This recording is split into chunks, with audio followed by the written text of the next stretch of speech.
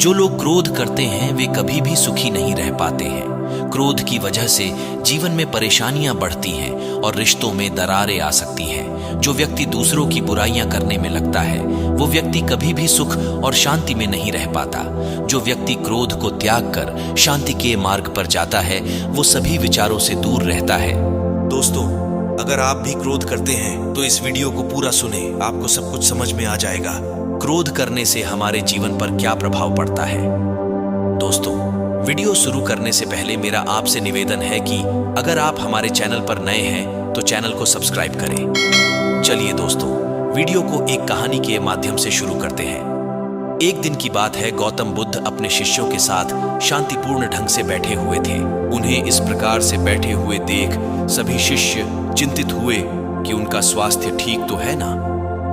यह सब देख शिष्य से चुप ना रहा गया और झट से उनसे पूछा कि वह आज मौन क्यों बैठे हुए हैं। क्या आपको कोई परेशानी है या आपको कोई शारीरिक दिक्कत तो नहीं है या फिर किसी शिष्य से कोई गलती तो नहीं हो गई। लेकिन इतना सुनने पर भी गौतम बुद्ध मौन ही बैठे रहे।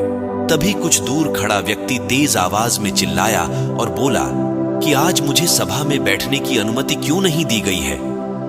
इतना सुनने पर भी गौतम बुद्ध ने कोई जवाब नहीं दिया और ध्यान मग्न हो गए। इसी बीच वह व्यक्ति फिर से तेज आवाज में चिल्लाया और बोला कि मैं फिर से पूछता हूं कि मुझे प्रवेश की अनुमति क्यों नहीं मिली है।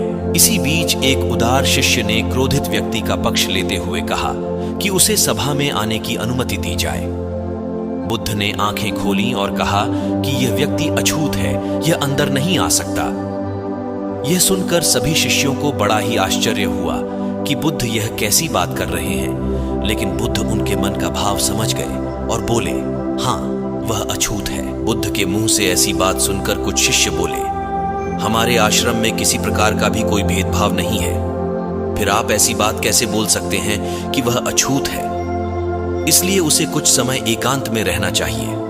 क्रोधित व्यक्ति भी यह सब बातें सुन रहा था और जैसे वह शांत हुआ तो उसको अपनी गलती का एहसास हुआ और वह पश्चाताप की अग्नि में तपकर समझ चुका था कि अहिंसा ही मनुष्य का महान कर्तव्य व परम धर्म है।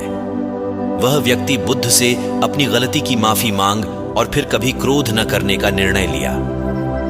बुद्ध ने कहा, माफी मुझसे नहीं अपने आप से मांगो, क्योंकि इस क्रोध में तुमने अपना बहुत नुकसान किया है। इस कहानी से हमें यह शिक्षा मिलती है कि हमें कभी क्रोध नहीं करना चाहिए।